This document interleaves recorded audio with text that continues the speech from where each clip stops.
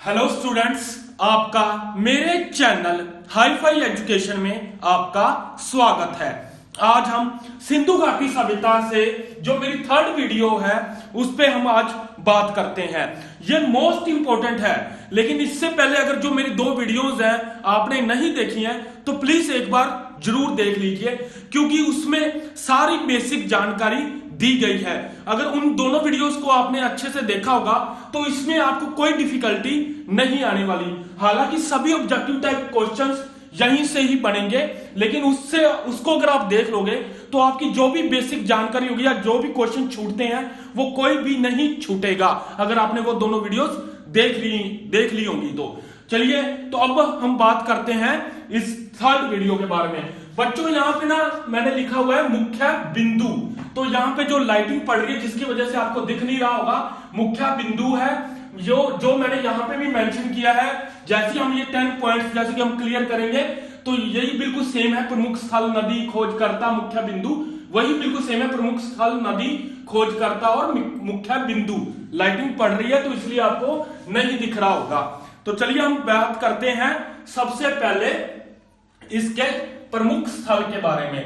प्रमुख स्थल में सबसे पहला नाम आता है स्टूडेंट्स हड़प्पा। हड़प्पा आपको पता ही है, हड़प्पा जो कि एक बहुत ही जो महत्वपूर्ण है। हड़प्पा और मोहनजोदड़ो आपको पता ही है, जिसके बारे में सिंधु घाटी सभ्यता का नाम भी इवन हड़प्पा सभ्यता रखा गया है।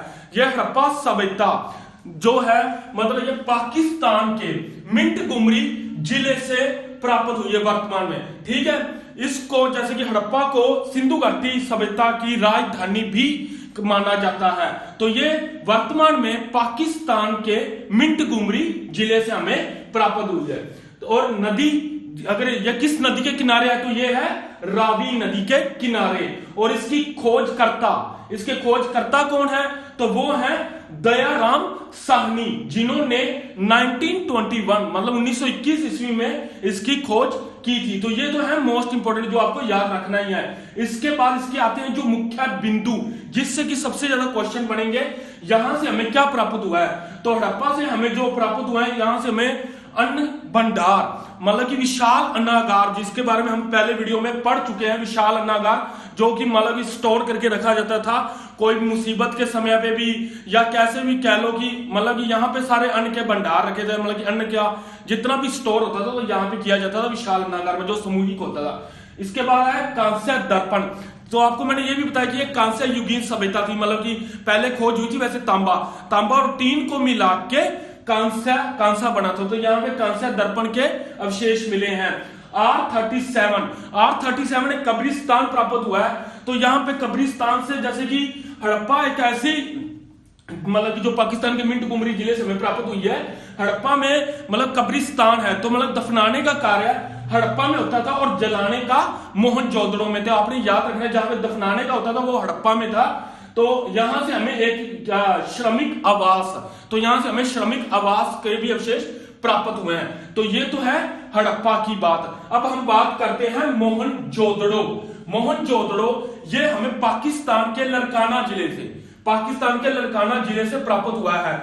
ये इसके बारे में आपको एक बात मैं बता दूं कि ये मतलब कि सिंधु घाटी सभ्यता की जो सबसे बड़ी स्थल है वो मोहनजोदड़ो ही है, आपको पता है। और अगर भारत का पूछा जाए अकेले तो अब हमने लेना है, क्या नाम है, राखीगढ़ी।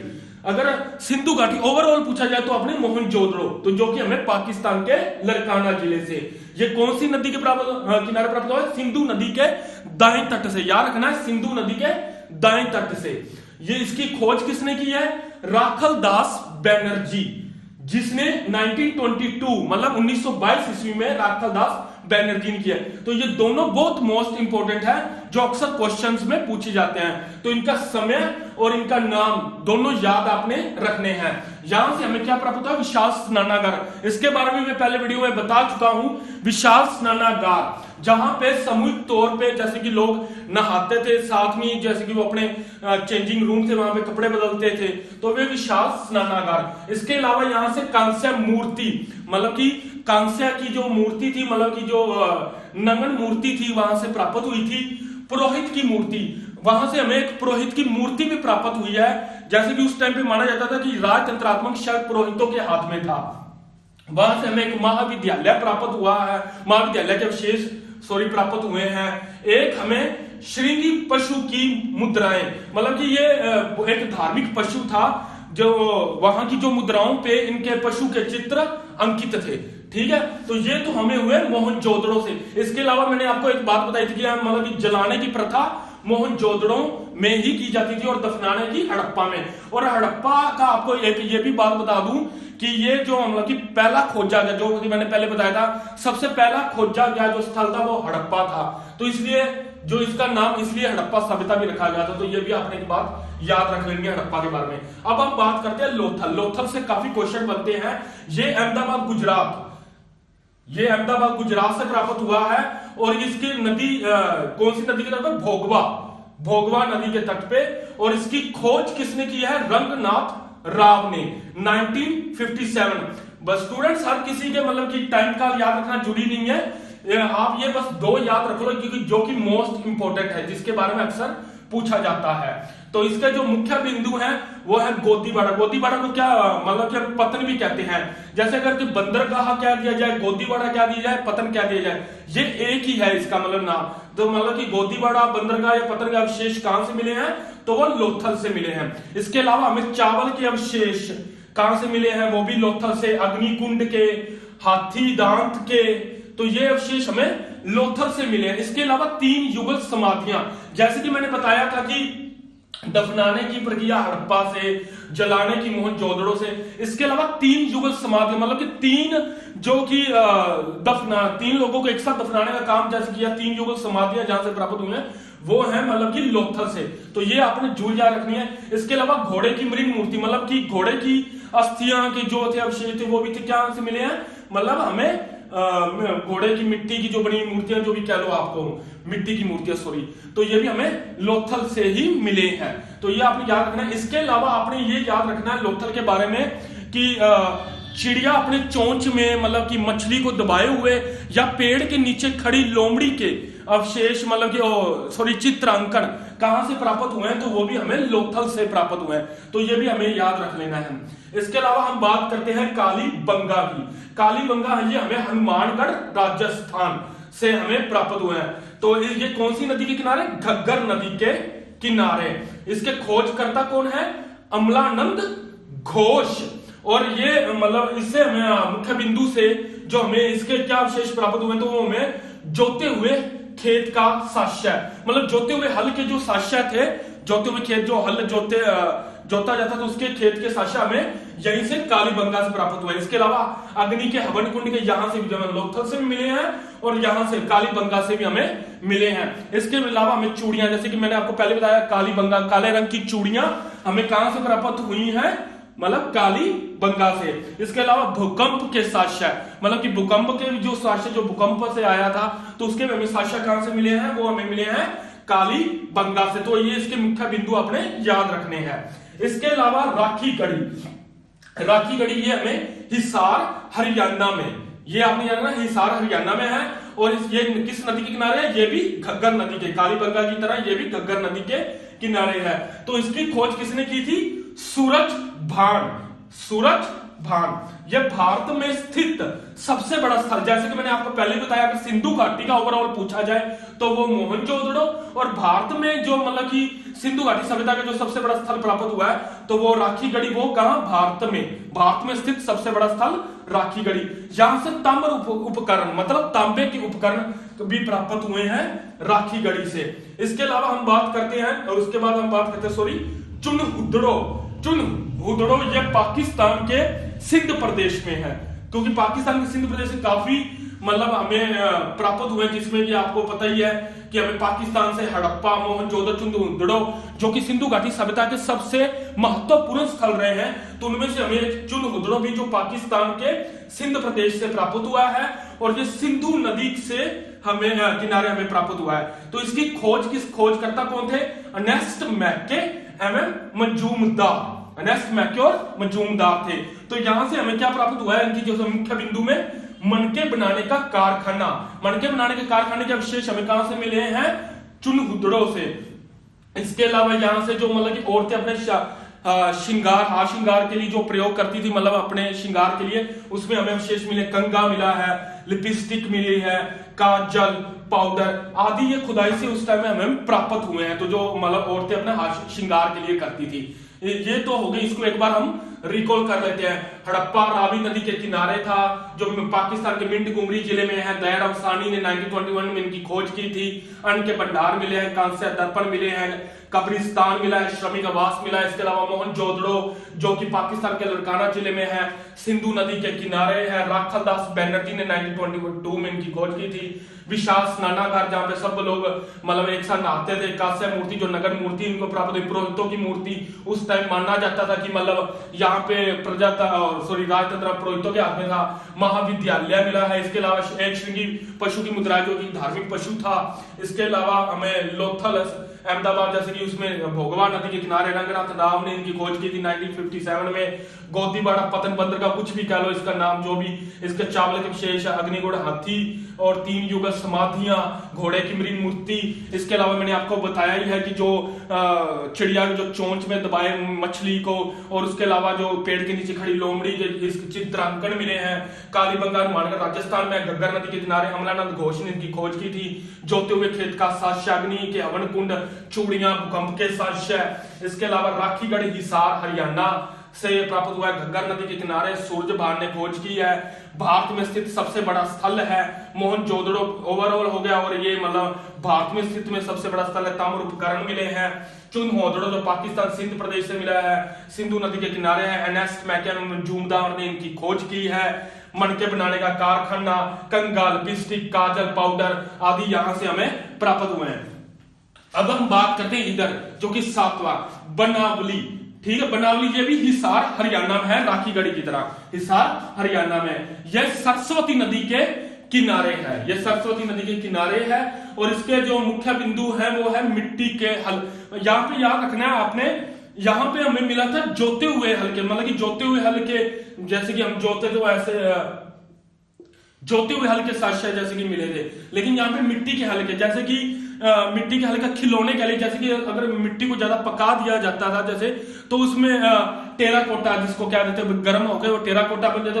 उस टाइम पे मिट्टी के हल के जो खिलौने मिले हैं वो हमें बनावली से मिले हैं। तो ये आपने याद रखना, टेराकोटा जैसे कि ज्यादा पका दिया जाए, जैसे गर्म करके टेराकोटा।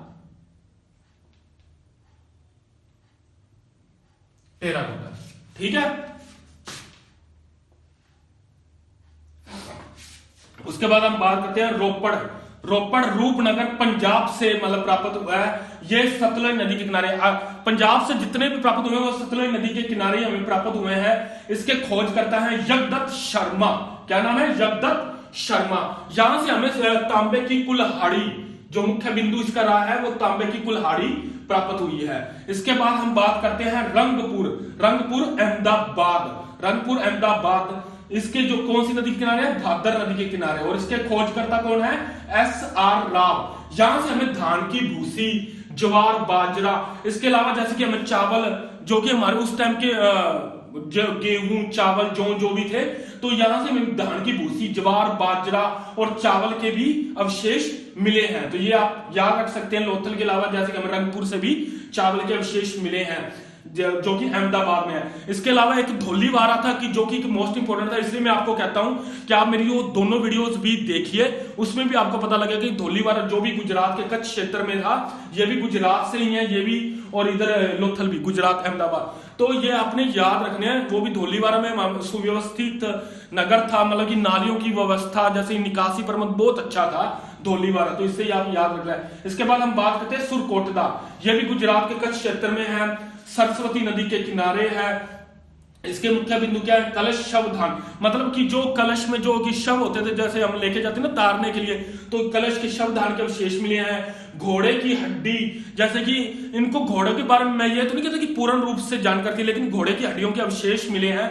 तो मतलब ये थोड़ा बहुत परिचित थे, लेकिन ये पूर्ण रूप से परिचित नहीं थे, तो क्योंकि ये एक ही जगह से सिर्फ इसके अवशेष मिले थे। तो इसके अलावा यहाँ पे तराजू के भी मिले हैं, अवशेष मिले हैं। तो इस तरीके से आप ये याद रख लीजिए, इसको भी एक बार रिकॉल कर देता हूं। बनावली सरस्वती नदी के किनारे मिट्टी के हल्के खिलौने मिले हैं। रोपड़ रोपना पंजाब सतलुज नदी के किनारे था। जगदत्त शर्मा इनके जो खोजकर्ता थे, तांबे की कुल्हाड़ी प्राप्त हुई है।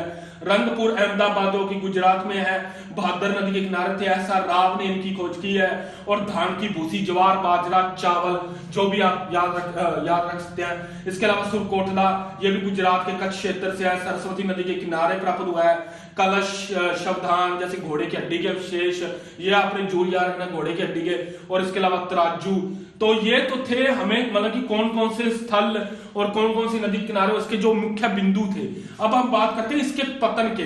पतन में जैसे कि विद्वानों ने जैसे अपने अलग अलग बताया था, जिसमें कि जो मैके हैं, जैसे कि मैंने आपको यहाँ पे बताया है, एर्नेस्ट मैके और सर जॉन मार्शल, जिनके बारे में हम पढ़ा है, उन्होंने कहा था कि इस सभ्यता का पतन जो कि बाढ़ के कारण हुआ था, जो कि माना भी जाता है मोस्ट, इसी को ध्यान में रखा जाता है कि इन्होंने जो बोला था कि बाढ़ के कारण हुआ था। इसके अलावा चाइल्डर और व्हीलर ने कहा था कि विदेशी आक्रमणकारी, उन्होंने कहा था कि जैसे कि आर्य जो थे, जो उन्होंने पहले आए और उन्होंने सिंधु घाटी सभ्यता का मतलब कि पतन किया, फिर उसके बाद उन्होंने वैदिक सभ्यता का मतलब कि वैदिक सभ्यता का आविष्कार किया, जो भी कहते हैं वैदिक सभ्यता को विस्तार किया सिंधु घाटी सभ्यता को पतन करने के बाद। तो उन्होंने कहा विदेशी आक्रमण, जैसे कि चाइल्डर मिलर ने। इसके अलावा फेयर सर्विस ने कहा कि पारिस्थितिक असंतुलन मतलब कि जलवायु परिस्थितियों के कारण इसका जो पतन हो गया। तो इनका सबसे जो मेन माना जाता है तो वो ये कहते हैं मैके और जॉन मार्शल की बाढ़ के कारण इनका मतलब कि पतन हो गया। इसके अलावा जो सर जॉन मार्शल ने अपने और भी अलग अपने इसमें बताया है, लेकिन मेन इंपोर्टेंट इसी को ही माना जाता है। तो आपने इसको तो जरूर ध्यान में रखना है, जो कि इसके पतन का मोस्ट इंपोर्टेंट कारण रहा है। तो ये तो थे इसके क्वेश्चन जो कि आपके बनते हैं। अब इसके अलावा मैं आपको इसकी राजनीतिक, सामाजिक जो भी इसकी विशेषताएं बनती है उसके बारे में बताते हैं, लेकिन इससे पहले हम इसको एक बार आप स्क्रीनशॉट ले लीजिए, तो उसके बाद मैं इसको रब कर देता हूं। तो चलिए स्टूडेंट्स, मैंने उसको रब कर दिया है। अब हम इसके जो राजनीतिक जीवन, सामाजिक जीवन, आर्थिक जीवन और धार्मिक जीवन के बारे में पढ़ेंगे कि उस समय कैसा था। तो आपको एक बात मैं बता दूं कि आपको पता ही है कि जो ये स्रोत हैं, जो भी हमें कुछ प्राप्त हुए, ये पुरातत्व स्रोत से हमें प्राप्त हुए हैं, मतलब खुदाई से। इसका कोई हमें जो लिखित विवरण तो था, लेकिन हम उसको पढ़ तो पाए नहीं है। ये आपको पता है आदि ऐतिहासिक लिखित तो है, लेकिन हम उसको पढ़ नहीं पाए हैं। तो ये पुरातत्व स्रोत से जो भी हमें पता चला है वो हम आपको इसमें बता रहे हैं। तो चलिए हम सबसे पहले अभी बात करते हैं इसके राजनीतिक जीवन के। राजनीतिक जीवन जैसे कि इसमें लिखा हुआ है कि स्रोतों के अभाव में वास्तविक व्यवस्था के बारे में स्पष्ट जानकारी नहीं है। मतलब उस समय क्या वास्तविक व्यवस्था क्या थी, मतलब कि राजतंत्रात्मक थी, प्रजातंत्रात्मक थी, तो इसके बारे में कोई ज्ञान तो था ही नहीं, क्योंकि वास्तविक व्यवस्था की जानकारी नहीं थी। जो थी वो पढ़ी ही नहीं गई थी, और खुदाई से जो प्राप्त हुई हैं वही चीजें हैं, उसे जैसे कि मैंने आपको बोला पुरातत्व स्रोतों पर आधारित थी। तो इसलिए मतलब कि अलग अलग मत थे इतिहासकारों के भी। तो इसलिए जैसे कि हम आगे पढ़ते हैं कि इसका संभवतः शासन पुरोहित, व्यापारी वर्ग, नगर प्रशासन द्वारा संचालित होता था। तो जैसे कि इसमें सबसे पहले जो बात आती है पुरोहित, जैसे कि मैंने पहले भी बताया है कि खुदाई से जैसे कि पुरोहितों की जो मूर्ति प्राप्त हुई है, तो इसमें क्या होता था कि सोच सकते हैं कि वहां पे शायद पुरोहितों का मतलब कि सुनते थे लोग, उनकी ही मानते थे। लेकिन उसके बाद जैसे कि इन्होंने एक बात की व्यापारी वर्ग, क्योंकि स्रोतों पर आधारित है तो हम कंफर्म से तो कह नहीं सकते। तो जैसे कि इन्होंने बात की व्यापारी वर्ग, शायद व्यापार जैसे कि होता था देशी भी और विदेशी भी, तो उन्होंने उनके अधिकारियों का ही शायद उनका उस टाइम में राज चलता हो, तो इसके बारे में कोई ज्ञान तो था ही नहीं। जैसे नगर प्रशासन द्वारा संचालित, तो नगर प्रशासन के जो नगर निगम के होते थे जैसे कि, तो उनके द्वारा भी संचालित किया जाता था। तो लेकिन इसके बारे में पूरी तरह से कोई जानकारी नहीं थी कि हाँ परफेक्ट पुरोहितों का ही था, या व्यापारी वर्गों का था, या नगर प्रशासन वालों का था, या नगर जो भी नगर निगम को संभालते थे। तो इसके बारे में अभाव है, अलग अलग मत थे, क्योंकि लिखित तो कुछ था ही नहीं।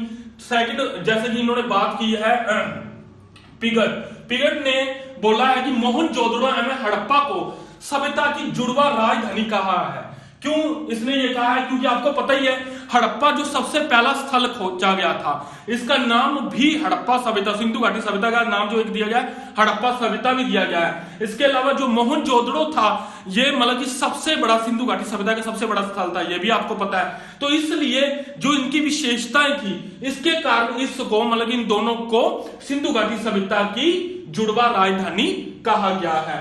हंटर ने कहा कि मोहनजोदड़ो के शासन को राजतंत्रात्मक की जगह जनतंत्रात्मक माना है। इसने ये क्यों कहा है? इसने इसलिए कहा है क्योंकि वहां से कोई भी महल के विशेष, कोई महल तो प्राप्त हुआ नहीं, ना ही कोई अस्त्र शस्त्र कि जिससे पता चल सके कि यहाँ पे हाँ कोई राजा का महल था, या अस्त्र शस्त्रों से पता चलता कि हाँ उसने कोई सैनिक रखे थे, लड़ाई झगड़े होते थे, तो मतलब राजा ही राज चलाता था। तो इसलिए उसने कहा कि वहां के लोग मतलब शांति प्रिय थे, तो जनतंत्रात्मक ही था, मतलब कि मिलके ही सब कुछ वो कर लेते थे, तो इसलिए इसने जनतंत्रात्मक माना है। तो ये तो था इसका राजनीतिक जीवन, जिसके बारे में अभाव था, कोई परफेक्ट हम कह ही नहीं सकते मतलब क्या था। सेकंड हम बात करते हैं इसके सामाजिक जीवन की। तो जैसे कि इन्होंने लिखा हुआ है समाज की सबसे छोटी इकाई परिवार थी, संभवतः परिवार मात्र सत्तात्मक थी। तो मतलब क्या था कि सबसे छोटी इकाई परिवार, और परिवार का जो मुखिया या जिसको सबसे ज्यादा मान दिया जाता था वो मां थी। तो इसलिए उन्होंने कहा कि मात्र सत्रात्मक थी, क्योंकि यहाँ पे आपको पता ही है, ज्यादा पढ़ा भी है आपने कि देवियों की पूजा की जाती थी, मात्र देवी की, उसके अलावा यहाँ पे उर्वता देवी की पूजा, तो इसलिए माँ को ज्यादा महान माना जाता था उस समय, तो इसलिए ये मात्र सत्रात्मक थी। सेकंड हम बात करते हैं वर्ण व्यवस्था का पूर्ण प्रमाण नहीं है, परंतु समाज कई वर्गों में विभाजित था, जिसमें पुरोहित, व्यापारी, श्रमिक, शिल्पी आदि। जैसे कि पहले हम बात करते हैं वर्ण व्यवस्था। वर्ण व्यवस्था का अभाव क्यों था? क्योंकि हमें पता ही नहीं था कि उस समय कितने वर्गों में विभाजित था। जैसे कि वैदिक सभ्यता में तो हमें पता था कि उस समय ब्राह्मण, क्षत्रिय, वैश्य, शूद्र भी 4 वर्गों में था, इसका पता ही नहीं कितने वर्गों में विभाजित था।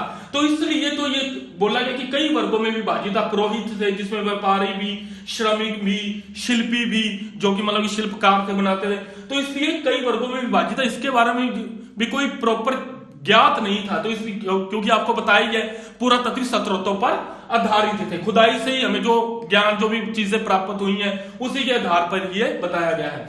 सभ्यता के लोग शांति प्रिय थे, तो मैंने आपको पहले ही बता दिया है कि कोई भी मतलब कि अस्त्र शस्त्र हमें प्राप्त नहीं हुए हैं, तो इसलिए यहाँ के लोग शांति प्रिय थे। शाकाहारी एवं मांसाहारी दोनों थे। शाकाहारी तो आपको पता ही है कि मतलब ये गेहूं जो चौल वो तो चलो सब कुछ खाते ही हैं जो बंदा इंसान शाकाहारी होता है, लेकिन मांसाहारी के भी प्रमाण मिले हैं कि मतलब खुदाई से मछली की जो मतलब हम पिंजर जो भी कह लीजिए आप, उसके जो मछली की जो हड्डियां तो कह नहीं सकते, जैसे कि पिंजर सा प्राप्त हुआ है, तो इससे भी ज्ञात होता है कि वो मांसाहारी थे। आभूषणों का प्रयोग पुरुष एवं स्त्रियां दोनों करते थे, जो कि आभूषणों का प्रयोग था पुरुष एवं स्त्रियां दोनों करते थे। स्त्रियों को तो मैंने पिछले भी थोड़ी देर पहले बताया आपको कि मतलब लिपस्टिक, पाउडर, हार श्रृंगार का सब कुछ वो करते थे, तो इन चीजों का प्रयोग वो दोनों ही करते थे उस समय। मनोरंजन के लिए वो पासे, नृत्य, शिकार, पशुओं की लड़ाई, तो इस तरीके से वो अपना मनोरंजन भी करते थे। तो ये तो था उसका सामाजिक जीवन से रिलेटेड, जितना भी मैं आपको मतलब कि थोड़ा थोड़ा मेन मैंने चीज आपको बता दी। अभी हम बात करते हैं इसके आर्थिक जीवन के बारे में। आर्थिक जीवन सबसे पहले जैसे कि आ जाता है कृषि, जो कि सबसे महत्वपूर्ण हर सभ्यता के लिए जैसे कि महत्वपूर्ण माना गया है। तो इसमें जैसे कि जुताई, बुआई, सिंचाई सभी विधि से परिचित थे वहां के लोग। जैसे कि आपको इससे पहले भी मैंने आपको बोला है कि उसमें क्या कहते हैं, कालीबंगा में जोते हुए हल के साक्ष्य मिले हैं। इसके अलावा बनावली में मतलब कि हल के खिलौने जैसे कि आपको मैंने बताया था मिले हैं। तो इसलिए इनको जुताई, बुआई, सिंचाई सभी विधि से ये परिचित थे। इसके अलावा वहां पे जो फसलें होती थी, गेहूं, जौ, मटर, कपास से भी ये परिचित थे। सबसे पहले कपास की खोज कहां हुई? तो ये आपने जुड़ जा रखना सिंधु घाटी सभ्यता से, कपास सबसे पहले। इसके अलावा ये चावल से भी परिचित है, लेकिन मतलब कि 2 जगह से ही मिले हैं, जैसे आपको बताया था लोथल और रंगपुर में। तो मतलब इसके बारे में परिचित तो थे, लेकिन ये मिले सिर्फ हमें 2 स्थलों से, जैसे कि लोथल और रंगपुर से। इसके अलावा ये गन्ना और रागी के प्रमाण नहीं मिले हैं, जैसे कि गन्ना और रागी के प्रमाण इनको नहीं मिले हैं। जो फसलों में जो आ जाते गन्ना और रागी, इनके प्रमाण नहीं मिले हैं।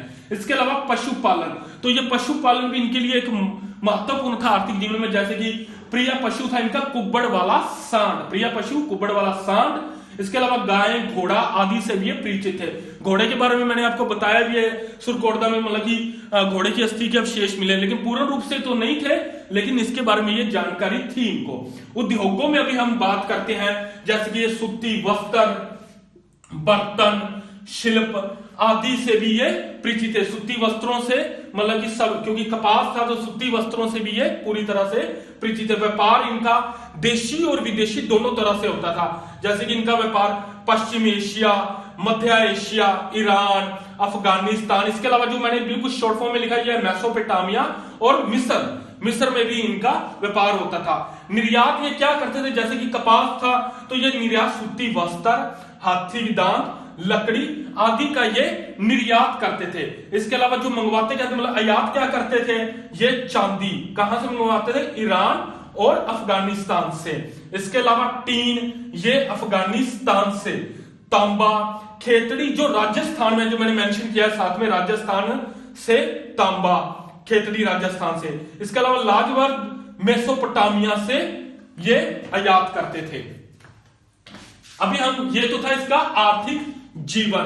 अब हम बात करते हैं इसके धार्मिक जीवन से रिलेटेड। धर्म तो था, लेकिन क्या था कि धर्म एक कहते हैं ना कि इन पर इतना हावी नहीं था। जरूरी तो था, मतलब कि ये कह लीजिए ये लौकिक सभ्यता पर धर्म वर्चस्वशाली नहीं था। धर्म को मानते लेकिन इतना हावी नहीं किया हुआ था। जैसे कि एक होता है लौकिक जिसको हम देख के पूजा करते हैं, और एक होता है अलौकिक जिसको हम देख नहीं सकते, अपने अंतर ध्यान लगाते हैं, मन में ध्यान लगाते हैं। तो ये लोग थे जो लौकिक सभ्यता पर धर्म वर्चस्वशाली नहीं था, मतलब कि इतना वो हावी नहीं था इन पे धर्म की। ये सभी धर्मों को मानते थे, धर्म इनके जीवन का एक अंग था, लेकिन इतना नहीं है कि मतलब इन्होंने अपने हावी किया हुआ था। मंदिर का प्रमाण, यहां पे सिंधु घाटी सभ्यता में मंदिरों का कोई प्रमाण नहीं मिलता था। मातृ देवी की पूजा, मोहनजोदड़ो में हमें मातृ देवी से मंदिर मतलब की मूर्तियां मिली हैं, तो वहां से पता है ये मोहनजोदड़ो से मिले, तो इसलिए ये समझ आता है कि ये मातृ देवी की पूजा करते हैं। इसके अलावा उग्रता देवी की पूजा, जो कि इसकी मूर्ति जो भी प्रमाण मिले वो हड़प्पा से मिले। इसमें क्या था कि इसको पृथ्वी की देवी बोला जाता, जैसे कि एक औरत के गर्भ में से एक पौधा निकल रहा था, तो ऐसे ही मूर्ति के अवशेष जो कि हमें हड़प्पा से मिले हैं। एक मोहर से प्रमुख देवता पशुपतिनाथ का प्रमाण, यह क्या था कि मतलब 3 मुख वाले देवता थे, उसके प्रमाण मिले। 3 मुख वाला देवता, तो उनके आसपास मतलब कि पशु होते थे, पशुओं के जैसे कि मूर्तियां बनी हुई थी। तो एक मुहर से प्रमुख देवता पशुपतिनाथ का प्रमाण, 3 मुख वाले देवता थे, उनके आसपास पशुओं की मूर्तियां थी, तो इसलिए से पशुपतिनाथ का प्रमाण भी मिले हैं सिंधु घाटी सभ्यता से। तो नाग पूजा, लिंग योनि पूजा, स्वास्तिक चिन्ह आदि इनकी भी ये पूजा करते थे। इसके अलावा मतलब वृक्ष एवं पशु पूजा का भी प्रमाण मिले, मतलब वृक्ष और पशुओं की भी ये पूजा करते थे। ये है स्वास्तिक चिन्ह। स्वास्तिक चिन्ह के प्रमाण सबसे पहले कहां से मिले हैं, सिंधु घाटी सभ्यता से। स्वास्तिक, जो कि आज हम वर्तमान में भी स्वास्तिक चिन्ह का प्रयोग करते हैं। इसके अलावा मैंने आपको बताया कि अग्निकुंड के प्रमाण जो कि हमें लोथर और कालीबंगा से मिले हैं, मतलब कि जो भी हवन करने के लिए जो भी अग्निकुंड का मतलब कि प्रमाण, अग्नि का प्रयोग करते थे, तो इसके भी प्रमाण हमें मिले हैं। तो इसके बारे में मतलब कि मैंने जो भी थोड़ी मेन इंपॉर्टेंट जानकारी थी वो मैंने आपको दे दी, जिसमें राजनीतिक जीवन, सामाजिक जीवन, आर्थिक जीवन, धार्मिक जीवन। इसको आप अगर एक बार अच्छे से पढ़ दोगे, मेरे हिसाब से आपको इजिली याद हो जाएगा। इससे रिलेटेड जो मैंने पहले 2 वीडियोस बनाई हैं, उसका मैं लिंक डिस्क्रिप्शन में आपको जोड़ दूंगा, जिससे कि पहले आप 2 वो वीडियो देखना, उसके बाद आप ये जब वीडियो देखोगे तो बड़ा इजी लगेगा और आपकी हर प्रॉब्लम सोल्व हो जाएगी। इसके अलावा मैं बच्चों आपसे एक और बात बोलना चाहूंगा कि आपने ऑब्जेक्टिव टाइप्स कोई भी एक इससे रिलेटेड मतलब कि जैसे कि लूसेंट की है बुक, कोई भी आप फॉलो जरूर कर लेना, क्योंकि ऑब्जेक्टिव टाइप्स में भी कई बार क्या होता है ना कि कोई क्वेश्चन होता है कि जो आपको मिल जाता है, क्योंकि मैं इसमें कितने ऑब्जेक्टिव टाइप आपको क्वेश्चन बना के दे दूंगा, लेकिन अगर आप फॉलो करोगे तो आपको एक तो याद आ जाएगा हमने पढ़ा हुआ है, तो इजिली आपको क्लियर हो जाएगा। अगर आपको फिर भी कोई प्रॉब्लम आती है तो आप मुझे कमेंट बॉक्स में बता देना, मैं आपको ऑब्जेक्टिव टाइप भी एक मतलब की वीडियोस बना दिया करूंगा। ओके, ठीक है स्टूडेंट, आप इसका स्क्रीनशॉट दे दीजिए।